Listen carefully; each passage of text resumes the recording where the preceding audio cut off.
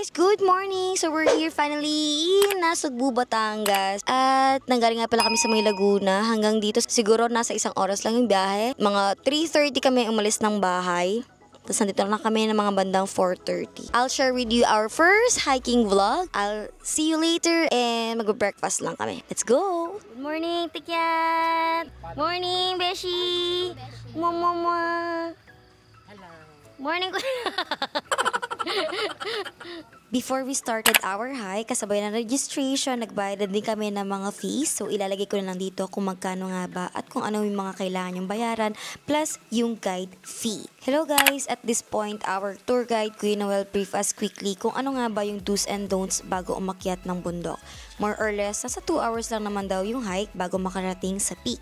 Nag-start kami ng mga 5:20 in the morning. July nga pala kami nag-hike, so expected na medyo maulan, madulas at maputik ang dadaanan. But nonetheless, busog naman ang mga eyes namin sa nakita namin sa sobrang ganda ng nature ng bundok na to. Hello guys! Dito nga pala kami dumaan sa bridge na to. Then sa baba may ilog siya. Nakakatakot guys, pero kinaya naman.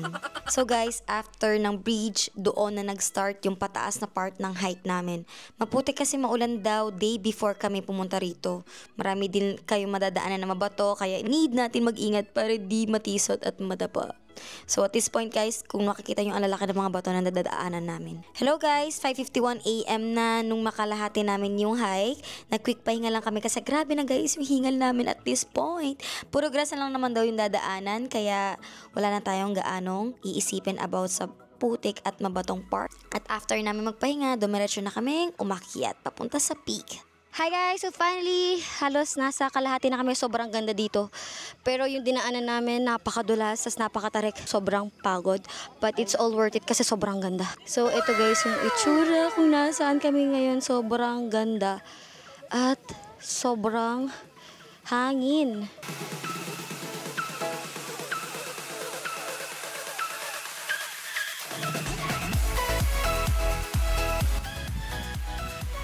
Beta! Wah!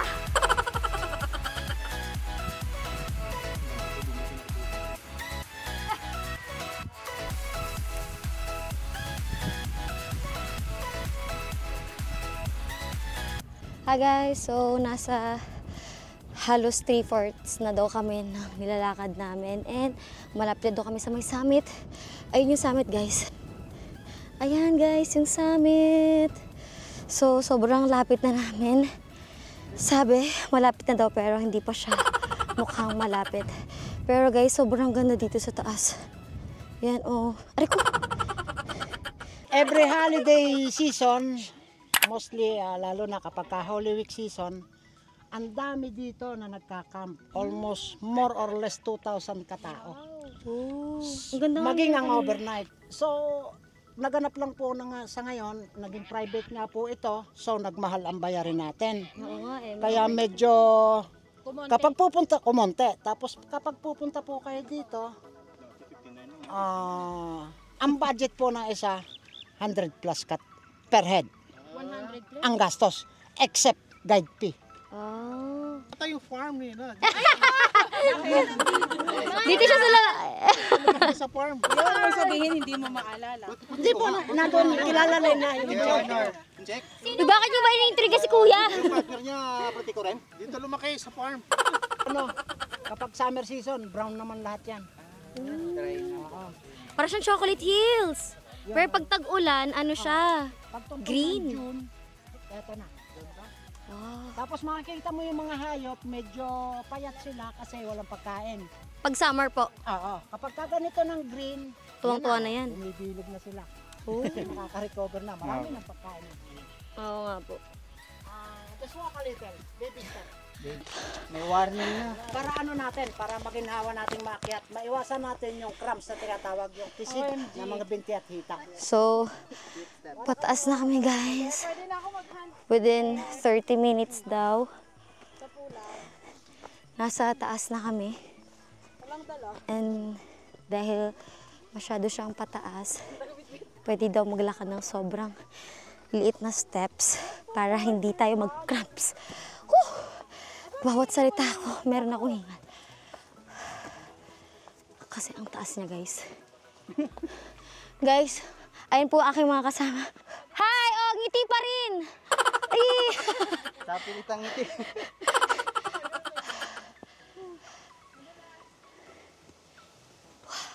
Sana hindi umulan, guys.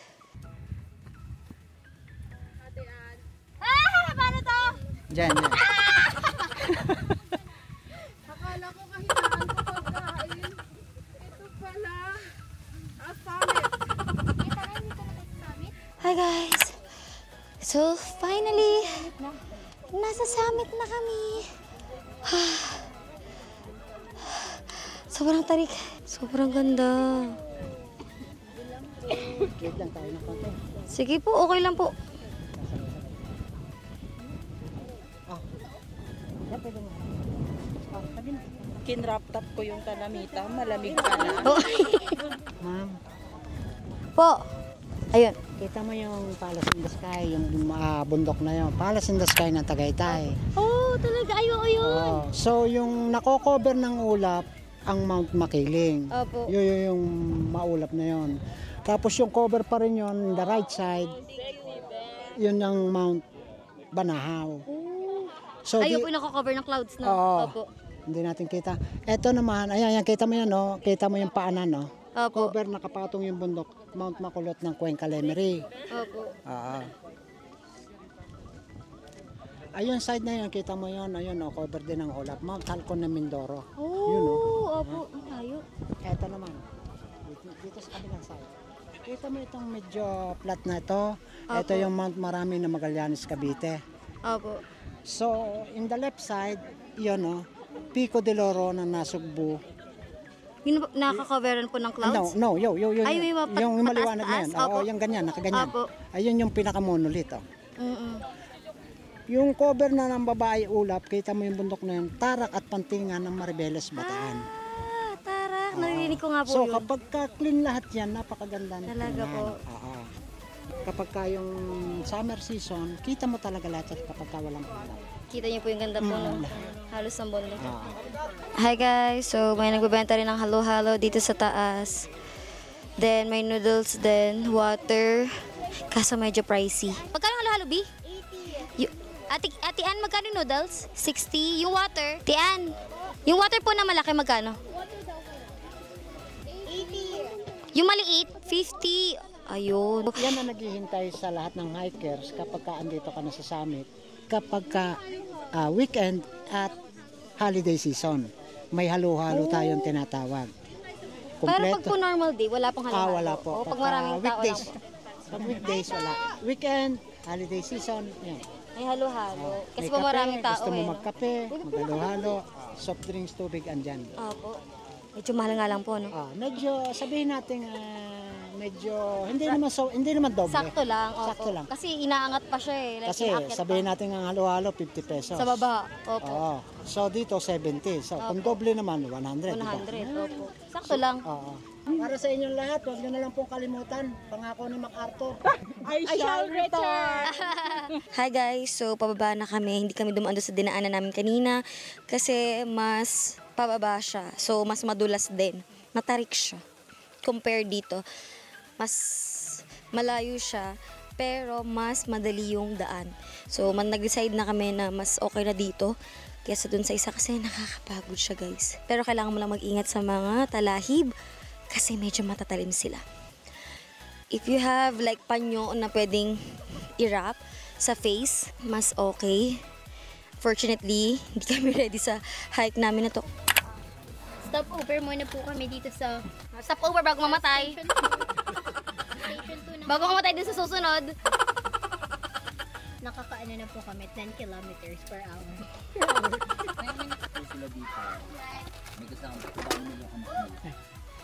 Kada step niya sumisigaw. Lakas ng signal ng cellphone. Yung cellphone siguro. Hey guys, so may na-injured po. Sign of aging. Hindi siya maka... Guys, hanggang dito na lang tayo. Guys, 100 lang po yung tent. Okay na to. -1 nga. Okay na. Dalawa po. Negative na. Hi guys, so pabalik na kami. Actually, hindi na namin kanina. Medyo mas mahirap siya na way pababa. Kasi matalahib. Pero, mas mabilis. So, mas mabilis siya na way. Parang within 10 minutes lang, nandito na ulit kayo sa may magandang field na to. Tapos after no, nag-rest lang kami dun sa parang bahay kubo na may, na may CR. So, pwede kayo mag-CR doon. Actually, nag-soft drinks kami. So, nag-soft drinks lang kami doon. But, dahil wala pang kinain, tapos ininom ko yung isang soft drinks, sumakit yung tiyan ko, guys. So, huwag yung gagawin yun. Kasi, sobrang hirap ng water dito. So, binabayaran siya. So, yung isang timba, guys, nagbayad ako ng 100. Pero hindi naman nila prenesyohan yung timba. Ako na lang nagbigay kasi parang iniigib nila. Ganun siya. Pwede naman kayo mag-CR, kaso nga lang may bayad talaga yung water. So, yun lang. Pababa na kami. Then, after nun, meron kami dadaanan na parang river daw. I'll show you later kung ano nga ba yung itsura ng river. Dalawang river daw siya, isa public river, yung isa private. So yung private may bayad siya ng 20 pesos. Di ko sure kung yung dalawa yung pupuntahan namin, pero tatry namin. Magkaibang way daw kasi siya. So medyo pa-split. So yung private nasa kabila, yung public nasa kabila. Pero ang gusto ng mga kasama ko is yung sa public para makita din namin at libre. Though 20 pesos lang naman yung private. Pero kung yung mas magandang view, mas maganda doon kasi yung view doon compared dun sa public. So, yun. So, yun lang guys. Sobrang sakit na ng legs namin. Wear your comfortable shoes. Baba. Saan na ba? Naliligaw ako guys. And, oo nga pala guys, habang nagkapahinga kami before kami umalis, nag-cramps yung tuhod ng asawa ko. Dalawang tuhod yung nag-cramps. So, hindi siya makalakad. Nanginginig pareho. Buti na lang yung, yung tour guide namin, napakabait niya. So, siya yung naghilot ng legs ng asawa ko. Tapos, buti na lang din yung mga kasama namin. Meron silang mga pain reliever. Actually, kumpleto sila sa gamit. Kasi hiker talaga sila. Hi guys! So, finally, we're here in Layon Bilog. Nakakapagod. Grabe. Nakakapagod mag-hike. So, wala akong ibang masasabi. Kundi nakakapagod, nakakagutom. Pero, here's what it looks like. Nga po palang may tao din dito. Kasi libre siya. So, ito yung free. Then, ito yung part na mababaw. Then, yung part daw na malalim. So, yun yung part na malalim. So that's it guys, nasa 5 minutes na lang yung hinike namin pabalik ng jump off at after nun nag-brunch na lang kami kasi sobrang gutom ng lahat. And if you're going to ask me as a first timer kung mag-hike ulit sa susunod, ang sagot ko ay yes, definitely yes. Pero huwag kayong maniniwala sa mga katagang beginner friendly. And that's it. And if you like this, just give me a thumbs up, subscribe to my channel, turn on the notification bell, share this video, at kung meron pa kayong gustong puntahan, i-try at tikman natin, just comment down below and I will see you in my next vlog. Bye!